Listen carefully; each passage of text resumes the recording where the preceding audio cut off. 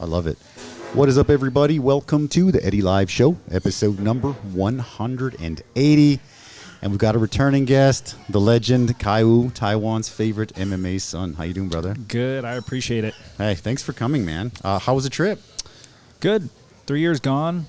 Man, COVID. That's my first question. 3 years later, man, what's changed? What's changed was I felt like the momentum I had built kind of dissipated a little bit. But now coming back and seeing the scene, I feel like people definitely still kept it going. So it's really nice to see a lot of athletes still. I just wish, obviously COVID hadn't happened. But of course, it happens. Yeah.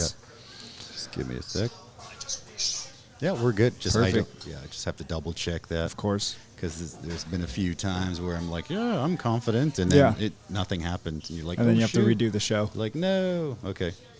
Yeah, cool. Okay, so, the cool thing about COVID, COVID wasn't good, obviously, but in Taiwan, they were pretty good with now everybody's like, oh, the masks. But actually in the beginning, the masks were saving us, right? Yeah. Like we had like an extra, I think COVID was probably like a year, maybe a year and a half type deal, all over the world. And here it was like max 4 months. And it wasn't, I heard they did really good in the beginning, and they're even holding like MMA shows still. They were. That's when I was planning on coming back. But it's just tough because there was the whole quarantine. And then also they weren't accepting like anyone else that's not Taiwanese. And coming back, I'd have to do a bunch of paperwork and stuff. But I mean, everything happens for a reason, right? Agree, yeah.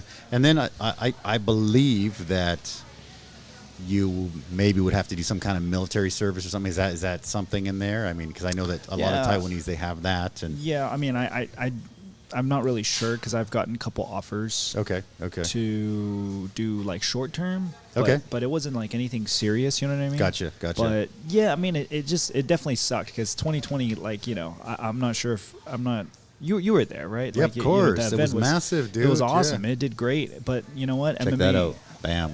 Yeah, there you go. Yeah, of course. That's the one. That's it. Yeah. I don't want to MMA cut you hasn't off. stopped growing, so I'm glad to see that it's continued worldwide. Even during the pandemic, MMA got a Fight Island. It was super cool. UFC, so to have this, come back 3 years later, now that things are opening up and the world's kind of resuming, it's nice to see. So I am happy to be back. It's cool that like the first kind of big one, you're back. You're main eventing, which is awesome because you had a fight recently, and you're in the news and stuff, and it's pretty cool to see you back here, man. Yeah, definitely. I'm really happy to be back. So 3 years later, feeling good? Yeah, I would say fight camp has gone pretty well this fight camp. I have to give a shout out to a lot of my teammates. Sure, of course, yeah. BC, who is a former UFC fighter, he's running a lot of practices now out of Guerrilla Jiu-Jitsu. Okay. So we have a team now, kind of, because during COVID, we had a couple gyms closed, things moved around.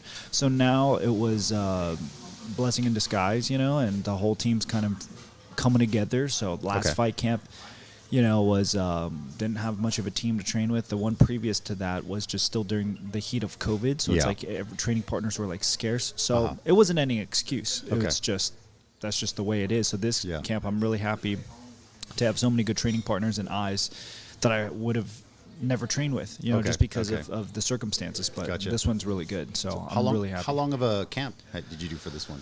Probably started fight camp about 2 months ago. Okay, wow, that's a long camp. Yeah. Yeah, it's not that long. No, I don't know.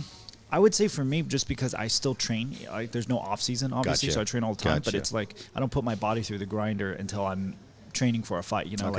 So then once fight camp happened, then that's when I was like, okay, training a certain schedule, certain teammates, that's when we really pushed it.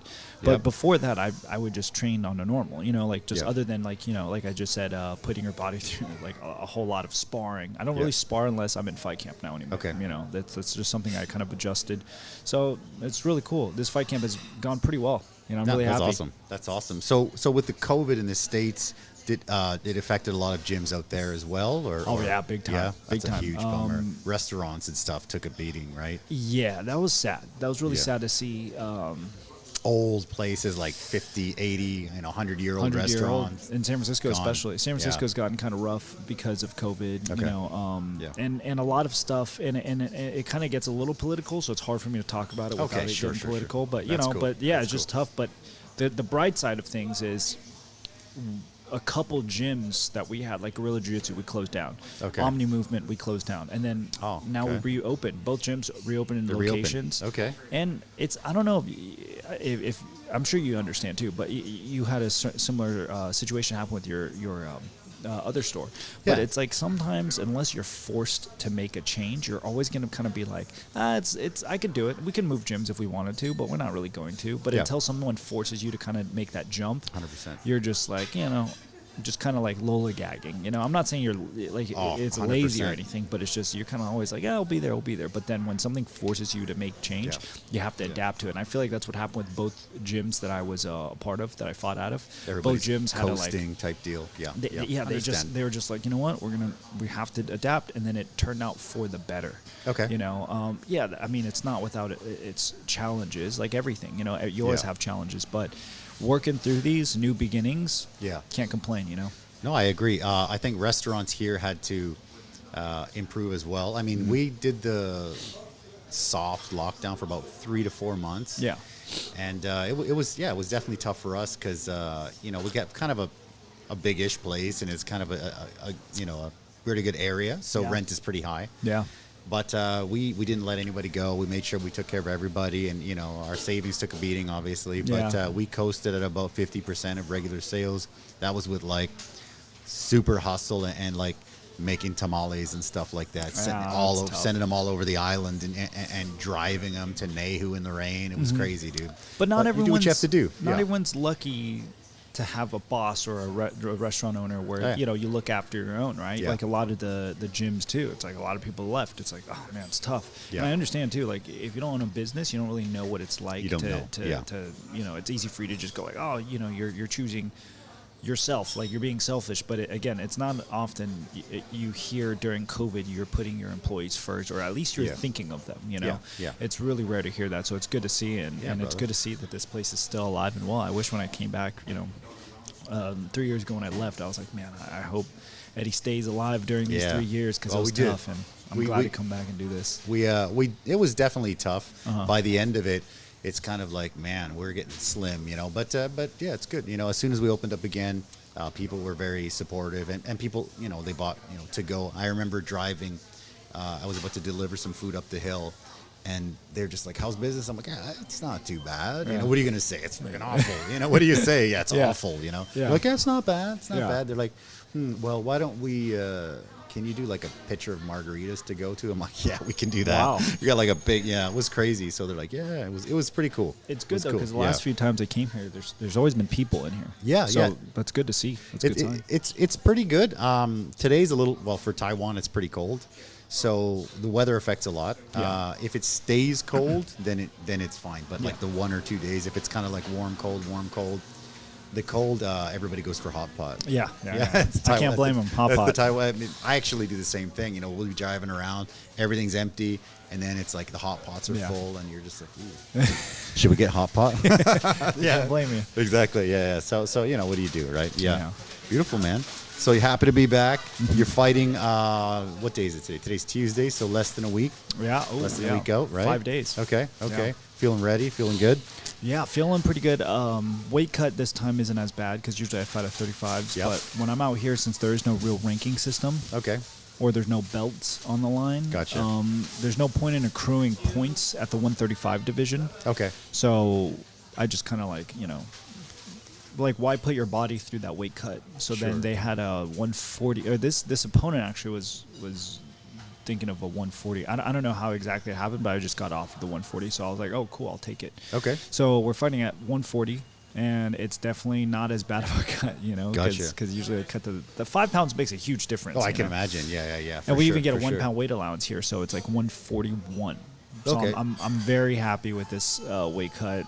I'm like, doing great, eating. Had a quesadilla here earlier. I know. That's Shout like, out whoa, you Eddie's can eat. You can eat. Yeah. It's delicious. I love quesadillas Awesome, anywhere man. I go. So appreciate it. The fact that we had some earlier, had some here, I was happy. I'm fueled up. I feel good. This fight camp, has honestly been really good, because I had a lot of eyes on me this time. Okay. Whereas the previous ones, we just didn't have the same amount of coaches, or it was just up in the air. But this one, we had a BC, James Terry, my coach Steve. We had a lot of good eyes and people on the mats. good energy. You know, Gotcha. even having my teammate Nick fighting on this card, you know, it's Yeah. nice, and it's just doing things together. You know, so this fight camp has come along smooth, smoother than previously. Yeah, yeah. So, you know, yeah, definitely excited. It's like, you know, like I just said, 5 days out. I can't believe it. It already That's feels crazy. so fast, you know.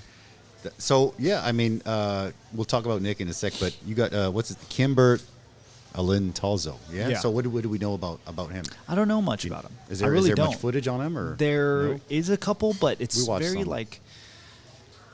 like super grainy a little bit. Like Yeah. I can't really like. There's one good footage, but that fight was a little weird because there's a couple of like cup shots. I saw you that know? one. So Yeah, that one yeah, was yeah, weird. yeah. But this guy swings for the fences. Mhm. Easiest opponent to prepare for, but the most dangerous one I fought in a while. Okay, gotcha. He just comes out guns blazing. You know, Okay. I don't expect him to come out and wrestle. He's never shown any signs of that. Gotcha. It'd be very interesting if he did. Okay. But it looks like he sticks to his guns. He comes Okay. out, throws big overhands, left hooks, right hooks. Okay. So I expect that for him to for him to just come out and attack Okay. me like that. Okay. I think it's interesting because it either suits my style because I like aggressive opponents, so I don't have Sure. to chase them so much. But then at the same time, if you make it a dogfight with me, theoretically speaking, the kind of the style that I have, which is more counter based, if you Yeah. make it a dogfight, it actually Yeah. is worse for me. So theoretically speaking, that's what he should do. But Okay. I think it plays into my favor, and we'll find out this Gotcha. Sunday. But Okay. I definitely have been working on some tricks, fixing a lot of the holes. You learn more from your losses than you do your wins. And the last couple of losses I had, I definitely learned tremendously, like Okay. huge amounts. So I think this is the performance where I come back and show everyone, like, hey, I fixed a lot of these holes. You Yeah. know, I'm a better fighter than I was these last two fights. You guys haven't seen anything, you know. And every fight there is that self-discovery, right? You have to believe Sure. in yourself and all that stuff. But this time I really tried fixing some holes and Okay. doing my homework there, you know. So that's what I'm doing. What percentage of it is mental, do you think, fighting? Oh, it's like 80 to 90%. 80, 90. Wow. Yeah. Okay. I mean, because even like training in the gym, you don't want to do it. Yeah, But of then course. that's mental, right? So Yeah. like showing up to the gym, I'm tired. You know, that's mental. So I Gotcha. would say like 80 to 90% is mental. Okay. You okay. know, so Gotcha. it's tough. And these past couple years, I feel like I've gone through some mental challenges, if you will. You know, like just with COVID and decision Everybody. making. Yeah, yeah, Everyone yeah. definitely took a toll. Yeah, yeah, gotcha. So I think that kind of helped me. Yeah. Because the pressure of fighting used to be the high, like the fear for me was fighting, like failing Yeah. and losing. Sure. And not to say like it feels good to lose, but after I lost a couple times, I'm like, man, life still goes on. It's not the end of the world, you know. Like Agreed. obviously I want to win, but then I almost realized like I was afraid of losing so much. I was putting myself in that spot Yeah. where I'm like, I'm afraid of losing, but it wouldn't allow me to take those risks. You know. Understand. So now that kind of gone through that whole like cycle, I'm getting a little bit older now. Okay. I'm understanding. I'm hoping I'm getting a little wiser, you know, with a lot of Sure. the people around me, the coaches. So I definitely think there's a different mental aspect of the fight game that I'm getting a perspective from now. So this Okay. next fight, I'm definitely looking at it from a different lens. To be fair, the last fight you looked great. Thank there you. was some illegalness going on there, but you know it is what it is. That's the fight Yeah. game, right? You can't complain too much. But Yeah. yeah, it was great. We were watching it on Fight Pass. It Oh, was were you? awesome. Yeah, of course. that's of course. awesome. Yeah, for sure. That's man. great. Beautiful. I Yeah, appreciate we it. love it. Yeah, come on, man. We love that stuff. Cheers. Yes. Cheers. We'll do some spicy wings or whatever after you're done. We don't want to mess the Yeah. stomach up. You know, that was rough last time. That definitely was. We actually had to raise it another level because when we had Steven on, Oh, yeah. he ate the last one. He was kind of he like, got the fake ones. He got the fake hot man, spicy ones. that We guy gotta eats give him spicy. some. Yeah. Yeah, I got some for. Is he here? Is he coming he's in? here. Is he in He'll town? be in. Okay. He'll be in. Okay, beautiful. Yeah, We'll we got get some him in. extra hot sauce for him. So Perfect. Yeah, beautiful, man. So you brought one of your students, Nick, Yeah. right? So tell me a little bit about that. What sparked that idea? He is my friend's cousin, Anthony, good Okay. friend of mine. He came Okay. and cornered me in Taiwan the first fight, and he's just Oh, been a really? really good friend. And then out of nowhere, he's like, hey, my cousin wants to train. And I'm like, everyone says they want to train. And then he came in, first time I met him, he was just shadow boxing in my garage. Like just before I even walked in the garage, I heard him shadow boxing. I'm like, it's kind of weird. And then he told me awesome. that he's a soccer player. And I'm like, a soccer player? And I was joking around. I'm like, oh, Aldo was a soccer player, you know? There's some potential there. Those leg kicks. But then working with him, honestly, long story short, because it's not even really a long story, it's just a short summary, because I've only trained him for like the last 8 months. He's only been training for like, 8 months, 9 months to be honest. And he's ready to rock, And what I just see in him is that he's crazy enough to want to do this, because you have to be a little insane. You have to be able to neglect some, I don't want to use the word neglect, maybe sacrifice. That sounds better. But you got to sacrifice a lot of time with family, with loved ones, the people you care about, just to show up and train. And what I saw was that he was just very dedicated. He wanted to train a lot. And he just, again, I've seen people that are more talented than him. But the thing is, you could take talent away, and then, what's left. But if you can't really take the hard work, the aspect of they just want to keep showing up and showing up and showing up. You chip away at it, right? But then you find out what they're really all about. And he just kept showing up. I kind of made, last minute changes with him. I'm like, hey, I can't train today, train earlier, or, throw things at him to see how much he's dedicated. Shake him up a little bit. Yeah, exactly. And he'd do it, And I'm like, wow, that's really, that's something special, And that's great. Yeah. It's not every day you get to find an athlete that wants to train as hard as he does, or as much as he wants to do, and he holds himself to a higher standard. That's great. Which is something you want to see in a student. He's very coachable. That's what I want to say. And because of that, I think it made the transition easy to kind of like coach him. And then he did his first kickboxing tournament after 6 months of training. He won the fight. They literally, it was 2 rounds. His best. I mean, if you win 2 rounds, they stop it, because there's no point in it for the third. And they stopped after 2 rounds. I'm like, wow, for only 6 months of training, And he was just like, right after the fight, he was like, man, I could have done better. And I'm like, wow, you sound crazy like me. And, that's a good attitude for fighting. And he has definitely better genetics. He's taller.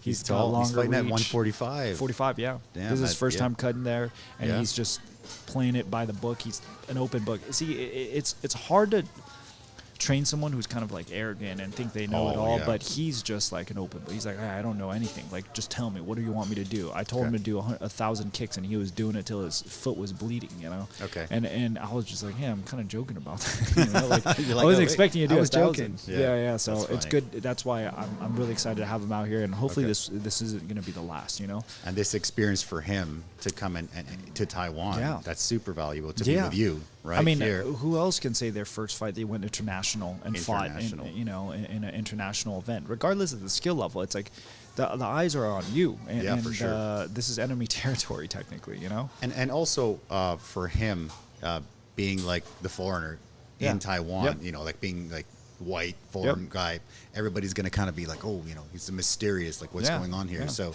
it'll be good. And it's Definitely out of your good. comfort zone, For sure. Who wants to do that for their first fight? So the fact that he's crazy enough to do that shows me his potential. That's awesome. So what was the decision to bring him? Like on his end, he was just like, hey, you want to go to Taiwan? I just asked him. I just joked around with him. I was like, hey, you want to go to Taiwan for a fight? And he goes, yeah, you think I should? And I'm like, why not? Okay. And then that's when he said, okay, I'll do it.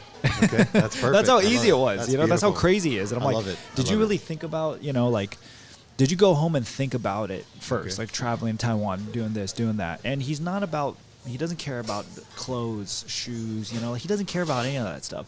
So he's just like, yeah, I'll just start saving up and I'll go fight. And I'm like, all right. I mean, if you're down to do all that, if you're crazy enough, sure. Beautiful. So then that's when he committed to that, and I was like, wow. Okay. All right. I'll you got to come through on your end, and I'll come through on mine. I'll get you a fight. Okay. And that's what happened. And he did. Yeah, and he did. Beautiful. So we talk a little bit more about the WOTD. Mm-hmm. It's kind of, I think it's the biggest organization in Taiwan for MMA, right? Probably. And I'm going to be commentating, doing the English there for the first time, which is great. I'm excited for that. How do you think we can kind of like grow like the W? Because the States is like, I would say probably the pinnacle of MMA, right? So there's a big gap, obviously. So what's your advice for here? I think the marketing here definitely is a little bit behind. And also after every event, they put so much energy into it, right? That after the event, it's like, okay, that's it. It's just like exhale. You need it like a Marvel movie. You need it to get, like, set up the next movie. There needs to be Easter eggs. There needs to be a continuous universe, you know. Okay. So you need to throw, like, smaller shows. You don't need a big show. You need to throw smaller shows to go into like a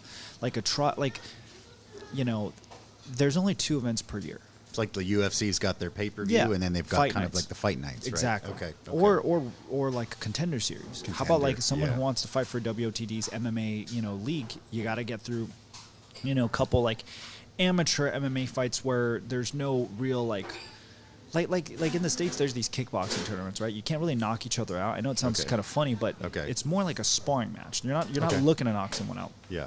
But it's for people who want to gain experience and get in there without the fear of getting knocked out too bad. It's like a glorified sparring. Okay. And I think they should have these kind of MMA events here, or more jiu-jitsu tournaments. And if you win a certain amount, then you get to get thrown into like these bigger events because, you know, I just think there needs to be more events overall because there's only 2 a year. That's not a long time, you know. That's unfortunate. That's not a lot of it's events. Every 6 months, right? So I definitely think the more tournaments there are, the more people are going to train and raise their level and, you know, all this. So I definitely hope to be able to be in a position of some sort of influence where I can convince them to hold more events. And if they don't, then, you know, the greatest saying is like, you know, if you don't like something, then you be the change. You go do it yourself. And I'll, you know, hopefully I can come back and throw on my own amateur events for the these Khai guys. Wu League, okay.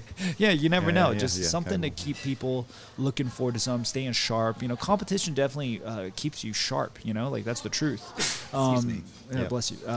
You know, competition definitely keeps you sharp in the sense that, like, you got to cut weight. There's a mental like aspect of I compete and then I relax. But then every 6 months, it's just too much time. You know, I mean, even like UFC fighters, the pro fighters, they fight like 3 to 4 times a year. You know, 3 times a year max. And unless you're a champion who's already accumulated that much experience, where you don't need to fight more than twice a year. You know, it's tough. Yeah. So I definitely think lack of experience here, and I'd like to see more tournaments. And after the event is over, I'd love to see like more content on fights, breakdowns, reviews, like highlights of the fights, you know, stuff like that. I definitely think it'd be really cool to have WOTD post some kind of like stats, just hold some kind of stats. It just definitely increase people's attention and just go, oh, this guy won. What was his last fight? You know, like do some introductions on other fighters. You know, I definitely think that'd be cool. But a lot of it is work, and you know, not a lot of people here know how to do that stuff. So I definitely hope to, you know, lead by example, show people that you know, I'm posting on all this stuff. Hopefully someone can see that and like really get inspired and do it themselves. You know? Yeah. No, I think they're doing a good job. I met with Kemp yesterday.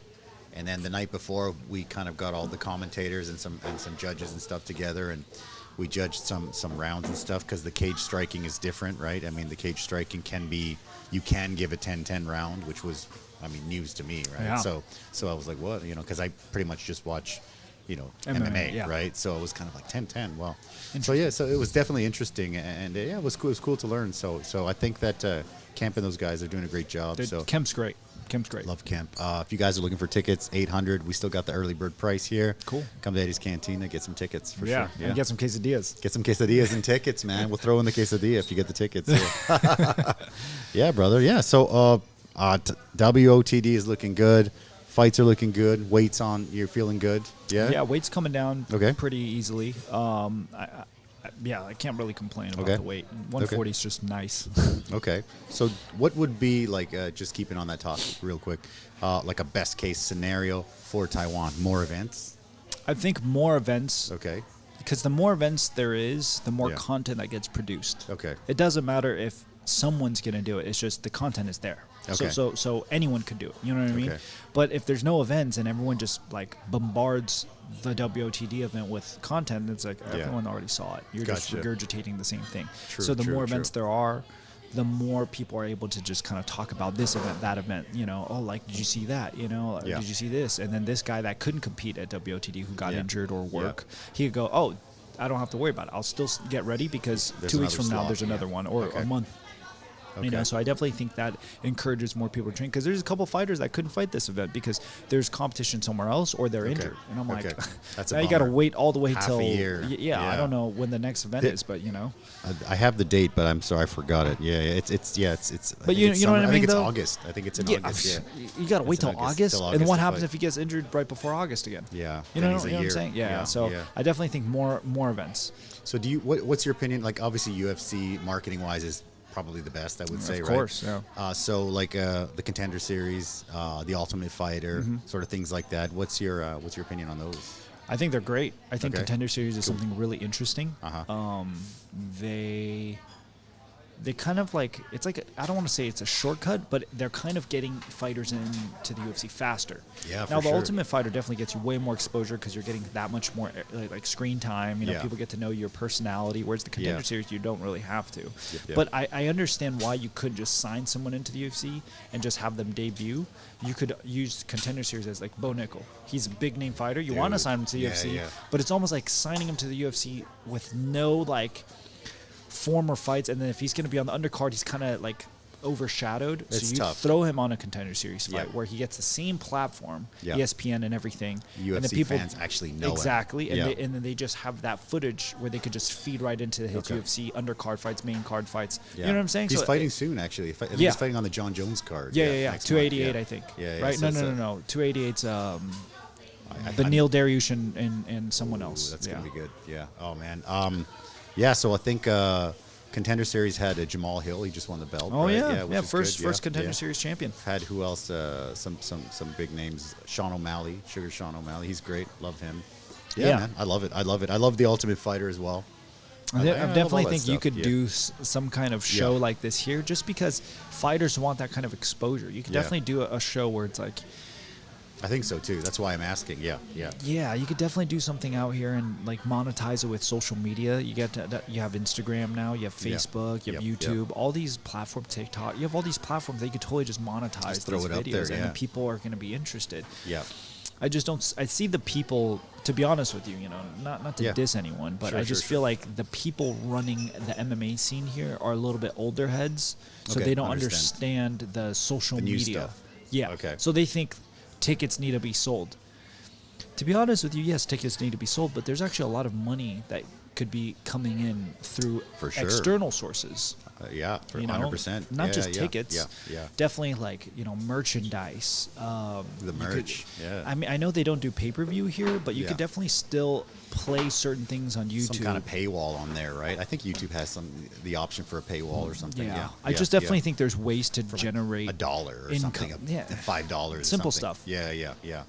or watch fight replay them.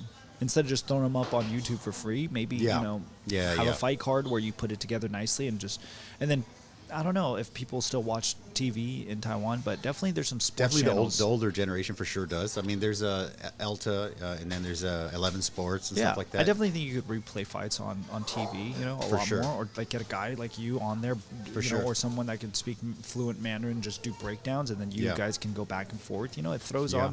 on. It shows that there's a lot more talent out here, and with that being said, bigger companies will come in and start throwing in some money here and investing.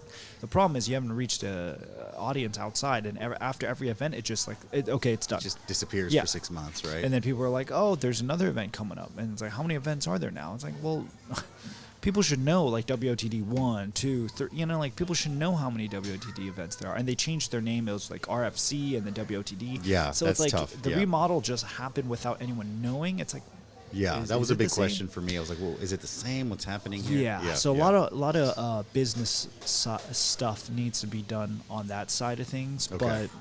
But again, I'm just the fighter. I can only No. give my opinion on so much, but again, it's not my money I'm throwing out there, so I could just be Understood. talking, But nonsense. maybe we can do a Khai Wu show though, right?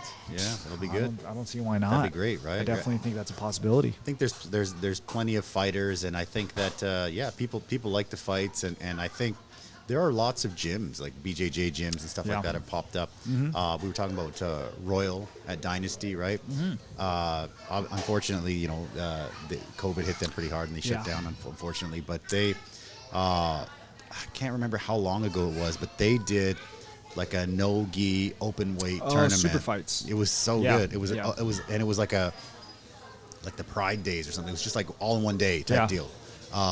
And one other thing that they did was no-gi BJJ like tag team. Yeah. Which was like, I thought that's weird, right? Yeah. But then when we watched it, it was like BJJ with a little bit of WWE in there, and the crowd was like, it was packed. Yeah. The crowd was going wild. I mean, I think the winner got, a small little check or whatever, but I think that wasn't the point. It was packed. Everyone kind of brings their gym. The UFC gym was there, and all the gyms from all over, and then like the coaches from gyms, they all fought. It was. I definitely think that's entertaining. Super entertaining. You have to do that. Like Masvidal has his own league now. Anthony Pettis has his own league now. You got to be able to create something smaller than like WOTD, so that way it becomes an ecosystem. It could just feed itself. But until we get there, everyone's got to just do their best. Are you familiar with kind of like like different countries, or mostly with Taiwan? Like the other countries also have different leagues. Yeah. Are you familiar they do great with those? Yeah. Korea has a lot of good fight leagues. Korea and Japan. Japan's like Japan. the I don't original, even mention that. Yeah. They're doing awesome. They don't even need outside like fans. Their fans are just that crazy about their athletes. I wonder if there could be some kind of a interleague, where we have like kind of like an in-house tournament, and the winner would go against like the winner in a different country. Why not, right? Yeah, why not? Why not get WOTD to partner up with all Korea, Japan, Philippines, and then they could just do a country versus country, like you just said. Yeah. A tournament, a tournament that goes a year long, like the Bellator tournaments. Bellator's great. And then you could just do like a nice grand prize at the end. And if I'm sure there's connections, but maybe at the end of the tournament you could get a contract with Ryzen. Yeah, for sure. For like a one-fight deal where you get experience. And I think recently Bellator and Ryzen had like a collab, right? Yeah. Bellator versus Ryzen type deal, which you could is definitely great. do all sorts of stuff like that. I mean, there's just so much potential. But until Taiwan can bring itself up on its feet and stand alone and create that ecosystem, it's going to be a little bit of tougher, a challenge, right? It's a small island, and it's a newer sport here, right? And people here don't treat the athletes. They don't glorify them as much as they do in other countries. Everyone here is like academically smart. They don't think there's not a lot of money in athletics, and I don't blame them necessarily because being an engineer pays a hell of a lot better than being an MMA fighter. It's much more stable. You get insurance, and I get all that. But until you get to the top, right? Yeah, even in the States. Yeah. It's hard being a pro. For sure. I mean, UFC releases numbers and stuff, and you're like, oh man, and then you're hoping for this guy to get a bonus or something. Yeah, exactly. Yeah, no, it's tough, and I think I think Taiwan could definitely improve. I think I used to coach soccer here. Yeah. And it's definitely as soon as I had this one team from I would say grade 1, and I coached them all the way to grade 6, and by that time they were amazing, and I was like, I'm thinking I'm going to take them to like university, I'm going to be talking to university saying, hey, you need my guy on your team.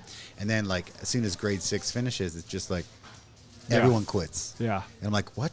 You guys are quitting? What happened? Yeah. And like my soul was crushed completely. I'm like, why are you guys quitting? What happened? And like, no, we're gonna go to math class. Yeah. And I was like, what? I was shocked. Tough. It was shocked. Here. Yeah. They go to school at like 7 to 8, and then they don't get off till like 4, and then some go to tutoring school till 8, or even the worst case scenarios that I've heard are 11. Yeah. Oh, for sure. I remember just getting here like 20 years ago, going out on like a Friday night at like 9 p.m. and kids were still coming home, like little kids. And I thought, oh my gosh, what? It's so tough. I don't think that's very healthy, to be honest with you. I don't think so either. I don't think so. It's getting better. It's getting better because I'm getting older. Those kids, they kind of grew up and they're kind of realizing that kind of sucks. Yeah. So with their kids, like it'll take a little bit of time. I think they'll outgrow it here eventually. Yeah, sure. But it's tough for sure because that's the old traditional way. I know. They're very cultural here and traditional here, and I get that. But, it takes people like, you and I to kind of break out of the tradition and show them like it's okay to do something that's out of the norm, and you can be all they care about is all parents care about is like, can you become successful, make some money. There's no MMA fighter out of Taiwan that is super big and successful. Shout out to like Jeff and Rocky Jeff Lee. and Rocky Lee, they definitely paved the way here, for but sure, they even are a little bit older in that older generation. You know what I'm saying? So like someone's got to continue on that torch. So I wouldn't even be here if it wasn't for them. It's got to be you, man. Got to give them a shout out. Yeah, for sure. They're the pioneers for Taiwan 100%. MMA. They're great people. I've had Jeff on here. Love those guys. They're great folks, man. Yeah. I remember just to finish that story off, when everybody was quitting, I talked to the parents. I'm like, what's going on? And all the parents would say, I mean, even if they play like Taiwan national team, they're not going to make any money. Yeah. And I'm like, how can I argue that? I'm like, well, they're like, and they're not going to make the World Cup. And, it's not going to be. And I'm just like, that's so brutal. I'm like, oh, that's so tough and so bad. Especially when you have these kids that are like super talented. It's tough. It's tough. Like, you can't make the World Cup in Taiwan. They're like, it's not going to happen. So I thought, oof, that's tough. But there's tons of talent here. You just never know. With that kind of mentality, it's like, imagine if they said, we'll never make, great engineers or doctors or lawyers or whatever. Exactly. Then everyone's going to be like, it's like, you never know. There's some kids here that are so freaking talented. Yeah. I'm like, they could easily be in the UFC in a couple years with the right training. But it's like, they're just like, they're like, until any sport, man, they just don't have that vision. They want something that's a little bit more guaranteed. Like, if you go to school, there's a system there, and once you become a doctor, lawyer, which is what I've been, follow the track, and that's the way. And you get to the doctor, and then you make big money, and then everyone's happy. Yeah. And again, it's hard to argue that because it's safe, it's hard, comfortable. It's tough, and it's funny because I have some doctor friends, and they're also not that happy because when do you go to the doctor? When you feel like crap, right? So they're just like hearing everyone how in pain and unhappy everyone is, and they're just like, mental health isn't it's big. Tough. It should be bigger here. Like, it's not a big thing here. Like, no one talks about their feelings. I can't remember the last time my mom hugged me. It's definitely tough. It's definitely tough here. Like, my daughter, obviously she's my daughter. My wife is Taiwanese, and they also. Yeah, I mean, you can feel it's definitely different. Yeah, for sure. So, but it is what it is. It's slowly changing. It's getting there. Like I said, when the generation kind of grows up. Yep, exactly. Yeah. I think it's a generational thing, and we're starting to see the change. Yeah, I mean, well, that's kind of you get the immigrant parents. I grew up in Canada with Mexican parents, and my mom is really, really lovable and stuff like that. And she's always like over affectionate. But my dad was kind of like, why would I hug you? We're guys. Like, what's the matter with you? Old school. So, it's just like, what? Old school. Why would I do that? That doesn't make sense. Yeah. So let's pivot a little bit. I don't know if it was last year or 2 years ago, but there was the news about the boba tea incident. Right? Oh yeah, the boba shop. So what was happening there? I mean, I shared that, and people were like, "What's going on?" I'm like, this guy. He's a fantastic guy, so I'm sure it was just, obviously I read the articles, the diffusing the situation. Yeah. So, I mean, tell me a little about that, if you don't mind sharing that. It's been a couple crazy years for being in California. A lot of, crime has risen and all this stuff. Okay. And that same night, I think it was the same night or like, a night or two before. I don't know if you heard, but it was 2021. Okay. It was during Halloween. There's this Japanese guy in Japan dressed up as the Joker and stabbed like 20-something people in the subway. What? And I didn't hear that. Okay. Yeah, so I was literally reading that news. Okay. And then we went out to go to this place called Cafe Dazzling in where I live in Tracy, California. Mm-hmm. And then we went to the restaurant. And then we were just eating with a group of friends. Yeah. And there were some older folks there that night. It was Halloween night. Okay. And then there were some kids, just 14, 15-year-olds just running around. Yeah. Out of nowhere. As kids do, right? Yeah, it's Halloween night, so out of nowhere, the corner of my eye, I see this guy come in, and he starts talking to the owner, and he starts, just kind of like giving him attitude. Uh-huh. And then, I'm sorry, he was talking to the waitress first. She leaves. The guy comes in, the owner. And then he goes, no, I want to talk to her. I want to talk to her, and starts asking for the waitress instead. So I was like, okay. And he was kind of belligerent, and I thought maybe he was just drunk. But then when I got closer to the situation, I kind of saw he smelled a little funny. And it didn't smell like alcohol, just alcohol. Okay. And his eyes were bloodshot red. Oh no.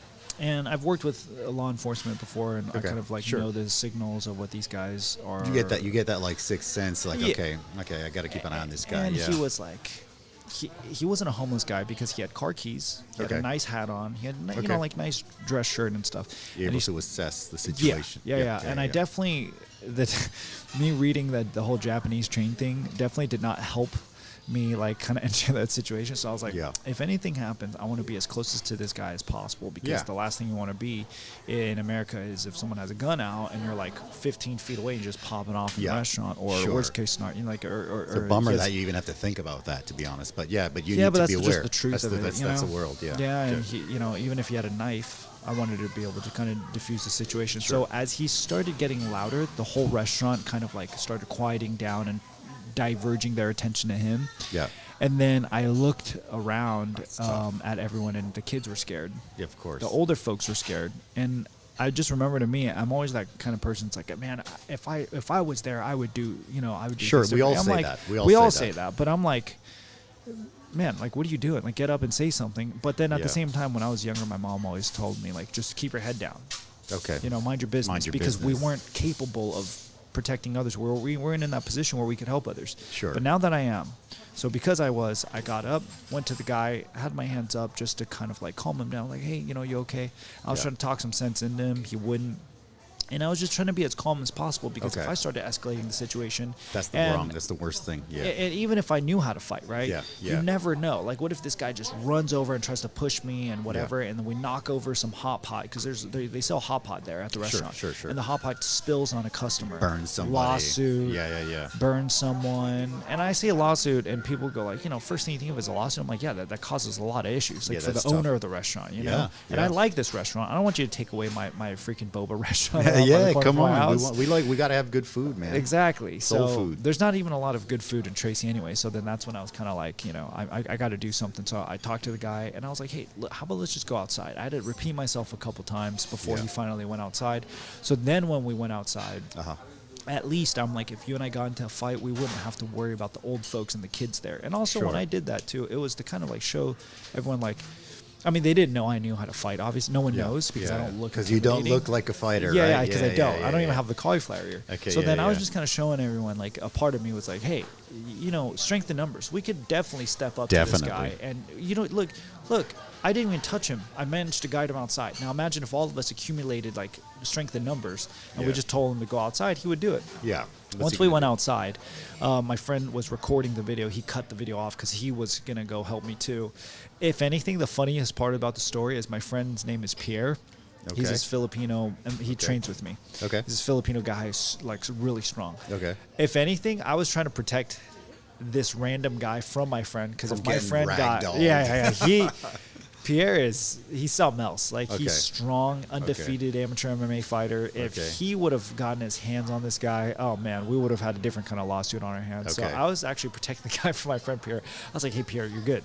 You know, like, just stay there. I can handle it. Pierre's like, is this guy, you know, going to try to fight you? And I was like, no, relax. And I was telling the guy, I'm like, hey, look, I'm kind enough to talk to you and try to talk some sense and guide you away. I'm like, you don't want to talk to my friend over there. I'm the good cop in this situation. Good cop. You know? We managed to talk to him. He shouted some threats. He was like, you know, I'm going to come back. Wait for me. And, you know, I'll do all sorts of stuff. I'm going to, you know, come back with some friends. And I was just like, hey, man, you know, just head out. Like, everyone, like, just have a good night somewhere. Go have a good night somewhere. Enjoy your life, bro. Yeah. So he left.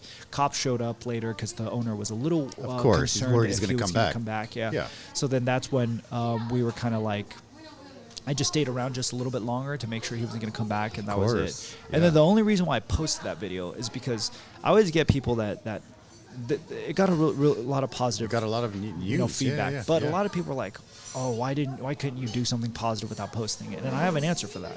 My answer is, we see so much negativity and negative videos in the headlines all the time. Why can't I post some positive stuff out there? 100%. And it's not like I'm asking for a pat on the back. I was just saying, like, guys, we could focus.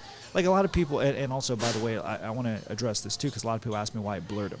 They said if he was black, I wouldn't have blurred him, because a lot of people want to get racial. Oh, jeez. My thing is, he was definitely borderline racist, because he said some things that you could attribute to that, right? Okay. But I'm not just going to call it. And it's an Asian restaurant. And it was an Asian restaurant. He thought there was sushi there. He kept asking for sushi. My thing is, look, what if he's having a bad night because he just got a divorce, he's going through divorce, and he got on some drugs, alcohol. Yeah. Like, I've made mistakes in the past too. I'm not going to judge this guy for this. I mean, he didn't even hurt anyone. He was just getting loud and obnoxious. Yeah. You guys want me to like knock him out for that? You know, like some people are like, you should have knocked him out. I'm like, dude, and that is not an appropriate response. It's dangerous too, right? Because I mean, if his head hits some cement, exactly. And, no one thinks that. It's like yeah. Wait. You want me to justify him being a little belligerent by destroying this guy's life? Yeah. By not only knocking him out, killing the guy, possibly killing him, and also like posting his face online so he loses his job, so his life spirals out of control even more. Yeah. My thing and is he like kills himself. He already right? embarrassed himself right Yeah. there. He probably, when he wakes up the next morning, he'll be like, "Holy crap! I can't believe I did that." You know. So like, yeah, for sure. That's the reason why I blurred his face, because I just think like the punishment needs to fit the crime, and his crime was very like just annoyance. If cops really did show up and saw him there, they honestly wouldn't even have arrested him. They would have just told him to leave the premise. Most likely, worst case scenario, they do arrest him. They just let him go. They don't even book him. They take him somewhere else and drop him off. Like, you know what I'm saying? So Yeah, it's like, why do you guys want me to do all this extra? And I got a lot of, I believe it or not, I actually got a lot of heat for blurring his face, because they're like, you're just allowing him to do this again. And I'm like, no. People are focusing on this guy too much. Here's the truth. Yeah. There's going to be a million of these guys out there. Sure. We can't focus on that. We can't focus on how to control these guys. Agree. He's not going to listen. Yeah. What we could focus on, though, is the message that I was trying to explain to everyone. We could all do this together. Yeah. People were like, why does the headlines have to be an MMA fighter? I didn't see any fight. And I'm like, that's my point. You don't need to be an MMA fighter. You can go out there and do things on your own. You don't have to be a powerful individual. And then maybe the message is too, like, maybe do some MMA, learn self-defense so you could defend yourself and be able to be in a position where you could protect others, you know? Agreed. Yeah, so that was kind of the story behind that whole thing. And it definitely got a lot more headlines than I thought. I did not expect it to get so many, like, attraction. And I was just kind of like, oh, wow, like that is really cool. And I didn't want to post it, by the way, but I had some people that were really close to me. I think it's good, man. I think it was great. I mean, we saw it here, and we're like, that's great. Yeah. Like a non-violent ending De-escalation. to something that could have been, it could have been bad. Not everything has to end in violence. Like, I could have went up to him, doubled him through the door, and took him outside, but it's like, why? I got the same result. Actually, I didn't get the same. I got a better result without putting hands on him. And he walked away that night. Everyone got home safe. No one, everyone continued their meals. Everyone's happy. It's like, that was great. That's all you need. Owner doesn't have to replace the door and comp everybody because they're all scared. Yeah, and no lose one a got bunch of hurt. money. And if anything, people what they saw that day was just like, hey, we could all stand up and do this together. We don't need to be, we don't need to show force or violence and violence. And I'm not trying to say like if something violent happened, just be passive. But I'm just saying, you have to de-escalate the situation. You have to assess the situation, and then with the confidence, be able to kind of handle it a certain way. And I think people don't. A lot of people, they don't have this kind of a sense. Like it doesn't happen often here, but once in a while, you'll meet a customer, and something's a little off. So I will take care of that person myself, and I'll just kind of like be lurking around the area and just kind of be like, hey, how's it going? Yeah, good. You can tell the person, something's a little off, and I'm not going to send, my waitresses to talk to this guy who's kind of off, and I won't send my wife or my daughter's not going to hang out. So it's like, and it's been great so far, no problem. Yeah, Taiwan. I'm sure there's very few. Very few. Like that. It's very few. I mean, it's very safe. I mean, there's once in a while there's kind of some kind of like mental issues. Sure. But like we had to move houses a few years ago because our across the hall neighbor was just like super crazy, banging on a door, kicking on a door, like screaming and threatening. And I went down to the security guard and I told him, and he's like, well, that guy, he's just nuts. He always does that. And I'm like, well, what should we do? Should we call it cops or what's going on? And he's like, oh no. And he was an old guy, to be fair. He's like, oh, you're way bigger than him, man. Just beat the crap out of him. I'm like, do you know what's going to happen if I do that? Yeah. I'll beat the crap out of him. Or maybe he's some ninja and he beats the crap out of me, like who knows? The guy doesn't work. Like the guy doesn't even work. He stays just doing at a bunch home. of push-ups at home. Yeah. He looks like boxing. it's like a weird guy, It's like, damn. And I got my wife lives there. My kid lives there. So it got pretty bad, and then I just said, you know what, we're going to move. Yeah. And we moved. And we even called the cops once because it was like 3 a.m., And he just started like banging on our door and screaming and stuff. And my wife and kid are like, what's going on? And then my first thought was like, I'm going to go out there and do something. And then I'm like, you know what? Call the cops. Yeah. Cops came. That's smarter anyway. And he started yelling at the cops. And then the cops came into the house. I mean, I let the cops into my apartment. And the cops are just like, Jesus, this guy's nuts. Yeah. And I'm like, I know. Yeah. So what do we do? And he's like, well, he lives with his parents. He's like 40. He lives at home with his parents still. And you guys rent. So smartest thing, just leave, man. Yeah. And we did. Yeah. But it was crazy. It's crazy. tough, but yeah, you made the smarter decision, because what happens if you, I mean, again, he has mental health issues. Exactly. You know, what happens if you did something and it knocked a screw loose and he decided to, when you're not home, go after. That's exactly my first thought. It's like, that's smarter. Like, Yeah. Cooler heads prevail. That's honestly the truth. You can't make a decision when you're all like amped up. You have to kind of like, you know. It's 100%, you know, and I also, once in a while, I'll be like, oh, you know, like the people talking about, I should have did something. But then I step back and like, no, I did the right thing. You know what, I moved my family. You did do something. Yeah. You did what most people wouldn't do. It's think clearly with your head, and that's what you got to do. We moved, and everything is cool. Our neighbors are normal now, which is great. Yeah, which is nice. So things happen in life, but Yeah. if anything, showing some empathy and compassion, For like, sure. like you got to 100%, think like, man, how tough does this guy have to live life, being, like for having sure. mental health issues and still living with his parents. How sad is it for his parents, like to have to take care of this. So when you think of like the guy, it's tough. that showed up at the boba shop, when I started thinking about like, how bad Family Guy, does he dude. have to be in his life? Like, how tough is he going through life right now in order for him to act like a complete idiot and messed up person? And when you start thinking of scenarios like for how bad things are for him, you feel bad. You're like, what if this guy is going through divorce and his kids are being taken away, and he just overdrank that night, and he's decided, I got to go out there and share the world with my anger, or I want some sushi. And then he's just like, this Asian place must have it. Yeah. And there is a sushi place across the street, so he might have like literally adjacent to it. So you might, so then you just kind of like feel bad for the guy, So I mean, you shouldn't kill him. No, that's crazy. I mean, unless he was like physically hurting someone, I wouldn't that's different. Put hands on him. But that's if he's not hurting anyone, he's just being obnoxious and annoying and kind of borderline racist. Just handle it like a normal guy. Just talk to him. Yeah. When we went outside, I was generally trying to get through to him. I was like, hey, man, you need a hug. Like, what's going on in life? And he was just like, no, like, I want, he was just very angry. I want sushi. Yeah.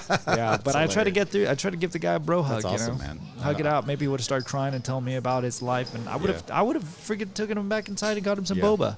Like, have you ever tried boba? Yeah. There's a reason why you're like this. Probably because you haven't tried boba. You haven't had boba. It's going to change your life. Change your life, yeah. Let's prove it. Yeah, I think, cooler heads, beautiful, great story. Yeah. Obviously, another story we'll touch on is, you have some you're obviously coaching people and you're training people, and you just happen to get one of the biggest clients in the world, I would say. Yeah. And congrats on that. Thank you. The funny thing was the Mark Zuckerberg, Yeah. right? This video is going viral, and everyone's like, Mark Zuckerberg MMA, and I'm watching it. And I'm like, oh my God, that's Khai. Yeah. And I'm like, it's Khai Wu. And then I'm like asking everyone, I'm like sharing. I'm like, is that Khai? I'm like, that's Khai, right? That's Khai, right? That's Khai. So it was funny because I totally, I don't want to say I ignored him, but I was just like, I think that's Khai. I think that's Khai. So it was cool. I think you messaged me too. You're like, hey bro, is that you? Is that you? And I think I told did, you, right? I'm like, yeah. It was crazy. Like, That's a crazy situation. It's beautiful. Who would have ever thought, right? Yeah. Who would have ever thought? He just loves MMA, and I got the chance to make a training video with him, and he gave me a shout out. How cool is that? So now I'm giving him a shout out and say, shout out Mark. Mark Zuckerberg. So it was really cool that he did that. He loves MMA. He loves martial arts. Great guy. And he looks like he really likes it, and he looks like he looks pretty good. He looks like he's doing pretty good. Yeah, he looks like he's doing well. Yeah, he loves BJJ training. and stuff, right? Yeah, it looks great. Yeah. He's actually being trained by my brother-in-law, who under our system. So he's actually a teammate technically. Okay. Because he's a guerrilla jiu-jitsu student, which means he's a teammate. And your brother-in-law is Dave Camarillo, right? Yeah. So we it's really cool. Yeah, and then a bunch of people messaged me after that, and I was like, it's. How cool was that? it's surreal because I mean, it's not like I paid attention to the guy's life 24/7, but it's just like getting that opportunity. It was definitely really cool, and then seeing some Taiwan news cover that too. That's cool. You know, it was definitely cool because I'm like, oh, people back at home. Taiwanese guy training with Mark. Facebook the Laoban. Yeah. You know, it was like, so yeah, that was definitely really Dianshu. cool. Yeah. That's awesome. That was like a once in a lifetime experience, and that's amazing. Just kind of random. And he seems like I've seen some interviews of him on like Rogan and stuff. Seems like a good guy. Seems Great guy. like a straight up guy. Very nice guy. Smart guy, obviously. I have nothing but nice things to say about him. Beautiful. Nice, man. That's very cool. Very cool. How many people were like, dude, you got to give me his number. I got like an amazing idea for him. Every day. Every day. I can't tell you how many people. Dude, you got to introduce me. Yeah. I don't want to name drop anyone, but I had a school teacher that reached out to me. And the school teacher, I actually personally don't like. He one of your old teachers type deal, or he/she, whatever. Okay. I don't want to like address them, but they can't said anymore these days. they said I wasn't gonna like amount to much in life. Oh, gotcha. Not this kind directly of like that, but yeah, pretty much because I gave him good reason. By the way, the teacher had a very good reason to say that because I just wasn't a great student. But then again, instead of giving me some encouraging words after high school, like senior year. You kind of like leave it at like you could have been so much better, blah, like just like that. I'm like, you know, a lot of other teachers actually told me like you could like live up to your potential. It's like, Khai, you're so much better than you actually are. Like live up to your potential. Positive reinforcement. That teacher specifically was the only one that kind of was like, I don't think you're gonna like, you know, do too much in life. I wish you the best. Like it was like very passive. That's tough. So then that teacher ended up reaching out after that Mark video. It was kind of like, hey, I'm so great to see that you're doing great in life. And I'm just like, get out of here. Oh man, that's crazy. So that was kind of funny, and just seeing a lot of people come out the woodworks. Yeah, of course. You know, but again, it's like it comes with the territory. You know, like you expect it. But what I was really most happy about was my mom said in Taiwan, she saw it on the news. She was like, Khai, you're on the news. And I was like, making my mom and dad proud is honestly what is my main focus in life. I agree. I know agree. it's that's like beautiful. No, you got shout out to the mama's boys out there, man. Yeah, seriously. No, I just big time. I haven't done anything in my life I think that's made them too proud. Okay. Like in school academically. So the fact that I was able to do a TEDx speech, 2019. Yep. You know, that viral video of, you know, the boba shop. My dad even caught wind of it. His coworker sent him that. It's like, isn't that your son? Yeah. And then, you know, just making my parents a little bit more proud there. That was definitely the nice, like, it was a good reward. And then the whole thing working with Mark, you know, definitely, I'm like, hey, Dad, how many of your coworkers, you know, their kids went to Yale and, you know, did all this stuff, and they maybe work for Facebook, but I actually worked with Mark, you know, so then it was like a big grin on my dad's face. They work for Facebook, but I train the Laoban. Sure. Like, that's so cool. So that was definitely cool. That's all. I think teachers are super important. I know that people don't, I don't know, seems like people don't think that, but definitely unfortunately, I've had about 5 that I think are like, have been amazing in my life. And I mean, I come from a really small town. All of my older cousins, we were sort of the only Mexican families there. And so, you know, I have older cousins and stuff that, you know, maybe didn't do so well. We all went through the same system. You know, there's been drug deals and stuff like that. And so by the time I got to that school, I was written off by probably 98% of the teachers as well. So, yeah, similar. I understand it. Similar situation. Hey, you know what, though? Yeah. It's it helps. Sometimes the teacher says something that rubs you the wrong way, and you're just like, I want to prove you wrong. Or the teacher says something very inspirational, and you're like, thank you for believing in me. You know, like you could. It's all perspective. You know, and that's one thing I learned from that. And man, a lot of things are perspective. I've gotten a lot of people that are close to me tell me I couldn't do something, and I turned it into motivation. So, you know, it's not necessarily a bad thing. I just want to put it that way. And teachers are important, regardless if they're negative or positive. I think there's a lot to learn from people all around us. And you know, the teacher was it was a nice little like gotcha. You know. There you go. Yeah. But it's cool. Quick teacher story. When I had my other restaurant. Mm-hmm. You know, in Taiwan, you know, Taiwanese culture, if someone teaches you something once, you know, you call them Lao Shi forever, basically. Oh, that's Lao Shi. Oh, that's Lao Shi, right? So just one day, one of my staff is like, hey, you know, your teacher is going to come and see you tonight. And I'm just like, what? I'm like, yeah, okay, cool. It could have just been like, you know, I took a class 10 years ago or something, who knows, whatever, right? Yeah. So like whatever randomness. And you know, I completely forget. And as I'm about to leave, just by the gate, like my grade, my grade 10 woodwork teacher was there from Canada. I'm just like looking at him. I'm like, Mr. Guizzo, what are you doing here? You know, and he's just like, yeah, I came to see you. I was just like, you flew to see me? He's like, no, my wife's Taiwanese. I was like, your wife? I'm like, your wife's Taiwanese? That's amazing. Yeah. And he tells me, yeah, my wife's Taiwanese. And I'm like, well, why didn't you tell me? He's like, well, you never asked. Because you're a grade 10, kid, as if you care, right? You don't care. So he came out and we hung out. And now every time I go back to my hometown, I bring him stuff and we hang out. And when they come here, his wife and their family, they come here and they eat and stuff. It's really cool. Is that? It's so cool, man. There's something cool about relationships with the relationship you have with a good teacher and stay in touch and grow through life together. It's beautiful. So whenever I see him, I'm just like, hey. That's so awesome. And he's just like pats me on the back. He's like, don't call me Mr. Guizzo anymore. Just call me Moreno. I'm like, oh.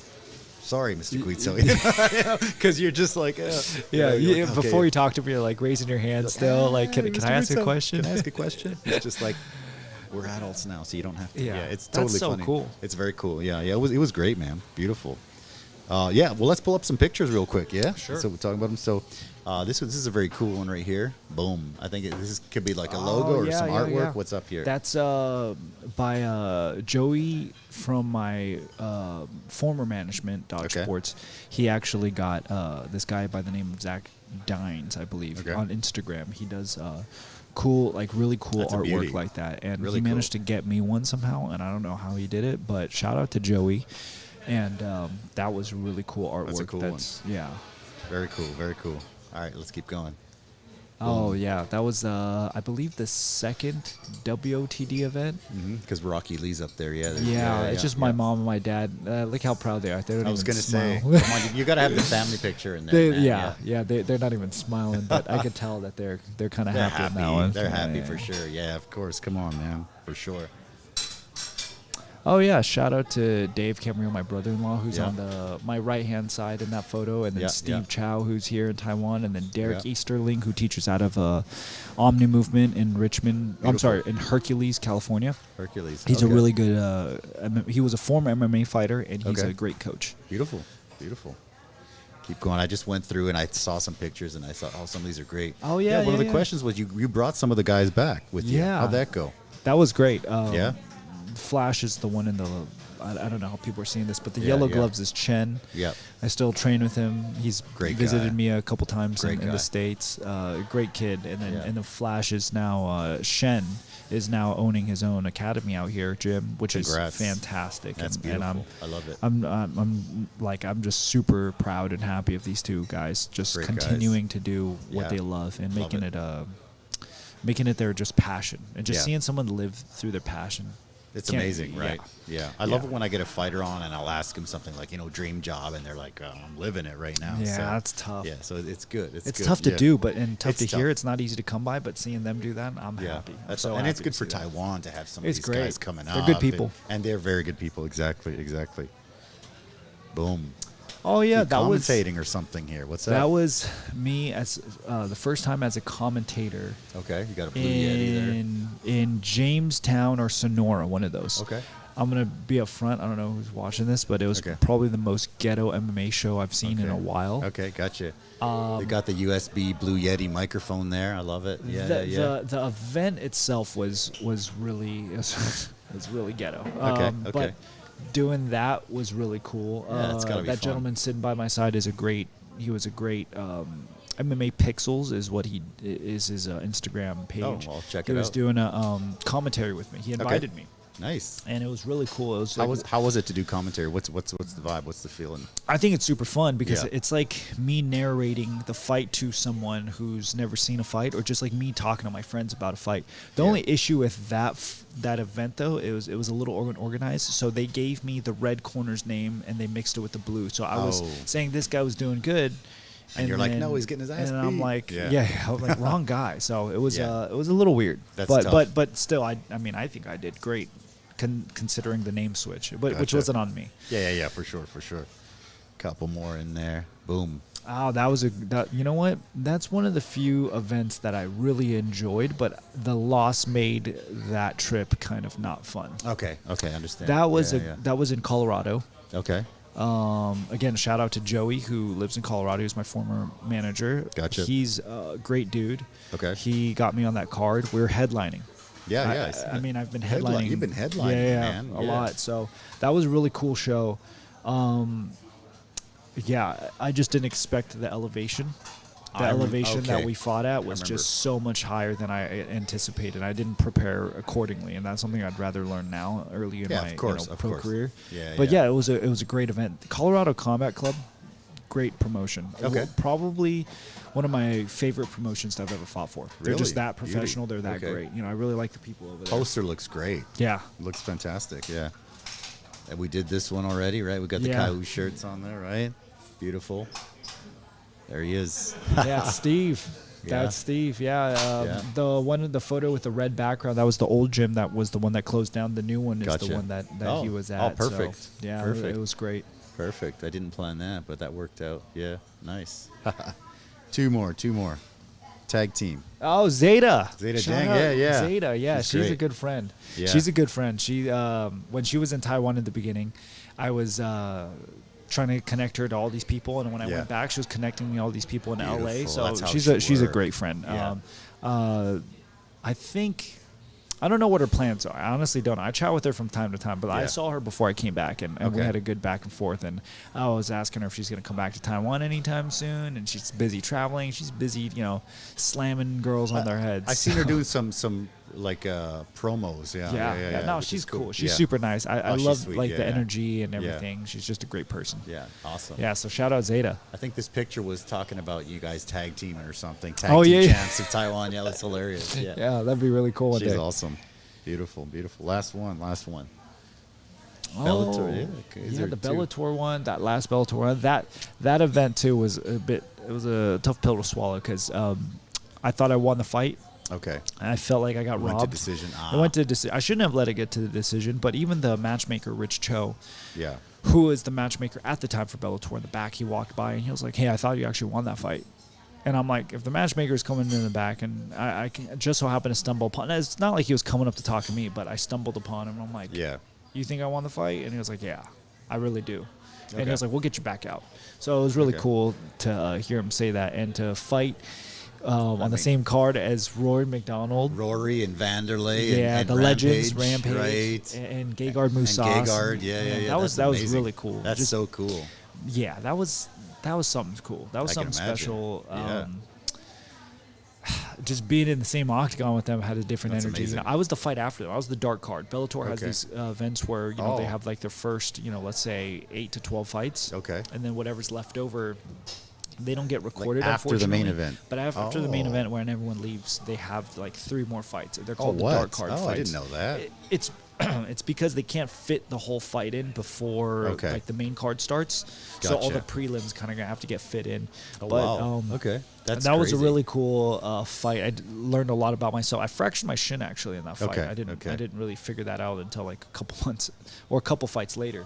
And then that poster on the left was that was the big one third here, one, like the huge one here, right? That was really cool too. I think it was but that fight was really boring for me just because I had a fractured chin. Okay. So I was just doing anything and everything to just win. Gotcha. I wasn't trying to fight. I was just trying to win. Okay. So I was scoring points. And then my opponent too was, he was tough. He was much more durable than I thought. I didn't know I hurt him. I fractured his forearm and I hurt him with a body kick. I didn't know any of those things. Gotcha. But then what he ended up doing was just kind of running around and just kind of surviving. And I didn't have that killer instinct in me at the time. So then I kind of let him just slide. And I wish that's one of those few fights where I wish I could go back and fight to my true potential. But I still won with a fractured shin. So that's tough. Like, that's pretty good. Having to fight injured is got to be rough. And I had to cut to 35s. Okay, gotcha. Beautiful, man. Yeah. Let's do a little quick rapid fire here for fun, yeah? So what's the first meal you got when you landed in Taiwan? The first meal I got, black pepper sauce. I saw the picture. Yeah. I think it's pork chop. Okay. I should have got the chicken one, but the black pepper sauce on anything, like the steak, that it just I just haven't had it in 3 years. Yeah, like just yeah. over here, like in the States, they don't really have it the same way. No, they don't, for sure. I would You know, imagine. so yeah. then they had one place near the like airport. the Taiwanese steak type The deal? exact Yeah, same thing. really? They had one place in With the noodles and all that stuff. exactly. On the See, hot you know plate? what I'm The talking skillet about. plate Yeah, thing, the skillet. Yeah. They had that in San Francisco, right near Okay. the San Francisco Interesting. airport. But Okay. then that place closed down, or they sold it. Ah, okay. And I'm like, dang. And the owner so changed then, it. So then Yeah, I haven't yeah. been able to find a place. But if anyone in Cali knows, I'd love for them to recommend. Taiwanese steakhouse. Yeah, all right. So that all was the right. first meal I had. So, do you prefer summer or winter? Winter in Taiwan. Winter in Taiwan, like In this. Taiwan, yeah. Okay, okay. If you mean just like which do I prefer in general, Yeah, I prefer yeah. summer just because getting ready for fights is a lot easier. It's Okay. not so hard on my joints. I get to Okay. like warm up so much faster. Yeah. I'm like warmed up before warming up. Understand. So it's Yeah, so much yeah, yeah. easier. Whereas winter, it's tough. You really have to warm You get all up hard. achy and stuff. Yeah. But if you ask me, like if I'm not fighting and I'm enjoying life, Yeah. winter. Okay, beautiful, beautiful. What's sort of a food, your go-to food in a Taiwanese night market? Tempura. It's a fried tempura. Okay. 小辣, mild like spice, Okay, and okay. 胡椒盐. You Nice. gotta have that. That's like my. You have to get that. I could eat probably 10 orders of those in one sitting. I'm not kidding. Okay. You order me 10 right here, I'll finish it You'll for do you them. right now. Okay. We might have to do that after the fight. Yeah, yeah. Yeah. Do you have a favorite fighter in the UFC or elsewhere? Yeah, Alexander Volkanovski right now. Oh my god. That guy. What about that freaking fight? legend, Oh my dude. god. Do you think he won that fight? Yes. Yeah? Yeah, you can't. I mean, it kind of goes back to my last fight, but I'll just stick to this one. It's you can't Yeah. hold someone there and take damage, and because he had more control time, you consider that It's a win. He so had hard, Volk's, And he was had just Volk's wailing back, on him, right? and he was punching him. That Yeah, was yeah, doing yeah. more damage than the back control itself. Yeah. Like you call it a dominant position, sure, but you're getting hit still. You're getting smashed. So yeah. then the fifth round should have been a 10-8. He That was just a killer. destroying That him, was a so killer. Yeah, yeah. He's my favorite fighter right now. Okay, But I okay. think if you're talking about MMA from back in the day, Yeah. I love like the Dominic Cruz. Oh, yeah. The Aldo. Yeah, Aldo yeah. is just such a goat and legend. It's just hard to like argue with. He retired and then he won a boxing debut, right? Yeah, Which is he looks that's good. so good. And man. then so I got to say Dominic Cruz. Of course, you got your style. Like your style is similar. I was inspired to by like him. prime Yeah. Dom Cruz. I don't Yeah, move as yeah. much as him because I don't have the cardio for it. Yeah, but well, he's him. Aldo from back in the day, Okay. and then Frankie Edgar is probably Oh, my love all-time him. favorite. Like Okay. if you just go pound for pound, who's your favorite fighter? I'm going to say Frankie. Okay. And I do copy some of his footwork in boxing You got too. to, yeah. And then Petr Yan and He's so good. Volkanovski are my Did you two. did you think Jan beat Sugar Sean? What'd you think of that fight? Yeah. Oh, Sean O'Malley. Yeah, Yeah, I think yeah. he beat him. I thought so, But too. in terms of the Sterling fight, that one's a little That's- iffy. yeah, that yeah, one's yeah. like harder to judge. But I Yeah. thought he beat. I thought he He beat beat Sean. him, Yeah. yeah. yeah, Which was What's your opinion on Patty the Baddie? I think he's doing his Good, job. yeah, he's doing his I job, think he's yeah. doing his job. I don't hate on him. I mean, Yeah, I think yeah. he's doing great. I don't understand the hate on someone's success. Like if someone's getting Yeah. successful off something, I just don't understand the hate. Like, I I mean, think it comes from jealousy, man. Like Maybe. it has to, right? but I'm Yeah, like, yeah, cool, yeah. good for him. Yeah, me He's like too. doing his own podcast. Yeah, He got yeah, Dana yeah. White on there. You know, he's doing Yeah, certain yeah. stuff. I'm like, I good for love him. Patty. You know, so yeah, it's really cool. Love Patty the Baddie. He blows up, man, in between fights, which is kind of crazy. That Yeah, I don't yeah. know how he does. That's I'm not crazy. sure that's Yeah, healthy yeah. for you. That's what everybody says. Yeah, Yeah. yeah. That's kind of crazy. That's kind of crazy. So, yeah. All right. Well, I'll ask you, dream job. Dream job. I don't know. Right now, if you ask me my dream job, I'm gonna say be in the UFC fighting. But Okay. if you like, that's not the end goal for me. The end goal is to be able to have not just a gym, but a couple businesses to where I'm involved in giving back to communities, like Gotcha. tackling on the homelessness problem, rehabilitating them. It's bad. But you heard, need right? money Yeah. for that. Yeah. And I mean, I'm not trying to blame the government per se, but a lot of people are out for their there's only their budget's limited. I want Yeah. to be able to be successful enough to where I'm able to get kids off the streets, learn Yeah. martial arts, try to find good people to mentor them, and just Yeah. a program. I want to be able to create a program and dealing with homelessness. Like we have way too much. I heard it's bad. Somebody, one of my buddies, moved back to like the LA area, Oh, and he says it's LA is crazy. horrible. It's LA is it's horrible. surprising because LA is like, that's like everybody wants to go to LA and Venice Beach and all LA that and stuff, San Francisco right? are horrible, and I Really? think That's sad. That's sad. I man. think you definitely need people that actually care about them, like human beings. Yeah. Because a lot of people just see them as burdens. And not only that, but like That's tough. if you see how much food is wasted in America, I'm just I like, can man, imagine. if there was a way I could pay, like just imagine this. Some homeless people just want food, right? Yeah. So I'm like, okay, well, what if I paid the local mom and pop shop that's not doing so good a certain amount, and they can make extra food, and it goes towards these guys. And I'm like, that Boom. solves That the solves problem itself. yeah. And then if they eat healthier, Yeah. right, not just Snickers, Yeah. if they eat healthier, you think clearer. You Yeah. think clearer, then maybe you become Better more decisions better and stuff. decisions, exactly. Yeah. And it's Healthy. It's not as easy as For sure. it sounds, For sure. obviously. But Of I'm course. just saying, like, if I had the ability to do that, I would. That's my dream Yeah. job, just Okay. to fix a lot of the societal, tackle some of the Okay. society's current issues, I Wow. guess. Wow, that's a good one, man. That'd be the dream Shoot. job. Okay. Yeah, man. That was awesome. It's always a pleasure to chat with you.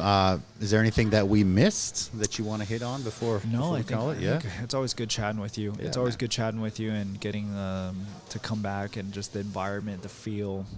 Yeah. I almost feel like it's a pre-fight tradition now. I have to Yeah. come on here Anytime. and chat with you. Always because my pleasure to have If you I here. don't, I lose. Oh yeah, no, and hey, man, shoot, I'll fly out and interview you out there. We'll do something. Yeah, anytime. Hey, anytime you're in the anytime, States, yeah. you come visit me. You got a place to stay and everything, you know. I actually have some, like I said, my buddy moved back to California, and my wife wants to go so bad, so we'll probably Swing hit by- we'll hit out, swing by head Cali. out that way sometime. Yeah, beautiful, man. Yeah. Thank you. Thank you, for Eddie. coming. Really appreciate it. Yeah, man, it's my pleasure. I love it. Like I said, I'm just trying to be neutral. I love the fights. I want to build it, as big as we can build it out here.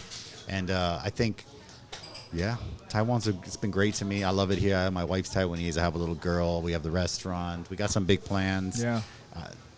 I'm excited Great, to see man. him. It's great, man. I appreciate it. Yeah. Yeah. Thank you guys for watching.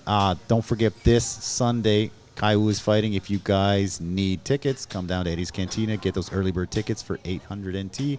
If not, you're going to have to pay 1,200 at the door. Thank All you guys right. for watching, man. Thank you. This guy right Appreciate here. you Love guys. this guy. Take care, guys. Bye-bye.